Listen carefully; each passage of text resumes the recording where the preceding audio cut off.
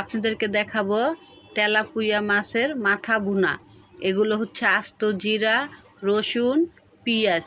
এমনি এগুলো এখন শিলনোড়ায় বেটে নিব। খুব সুন্দর করে শিলনোড়ায় বেটে নিয়েছি। তারপর কড়াইতে তেল গরম হতে দিয়েছি। তেলটা গরম হয়ে আসলে আমি এখন দিয়ে দিব আমার ধুয়ে রাখা মাছের মাথাগুলো। এগুলো ধুয়ে হলুদ, মরিচ, লবণ দিয়ে মেখে নিয়েছি।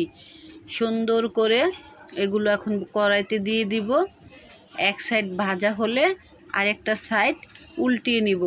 মাছের মাথাটা কিন্তু কড়া করে ভাজতে হবে। একটু বেশি লাল হলে তাহলে কাটার সংখ্যা কমে যায়।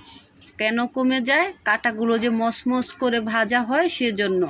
এই যে আমার বাটা মশলাগুলো সব আমি এখন তেলে দিয়েছি। দিয়ে ভালো করে নেড়ে চেড়ে তেলের সাথে মিশিয়ে নিব। তারপর এখানে আমি অ্যাড করে দিব আমার হলুদ, মরিচ, লবণ। এগুলোকে পানি দিয়ে গুলে নিয়েছি, কারণ ওই পেঁয়াজে কিন্তু আমি কোনো পানি অ্যাড করি নি। তাহলে আমার পেঁয়াজটা কষানো হয়ে যাবে, আমার মশলাটাও কষানো হয়ে যাবে। সেজন্য আমি মশলাটাকে পানি দিয়ে গুলে নিয়েছি। এক্সট্রা করে আর পানি আমার অ্যাড করতে হবে না।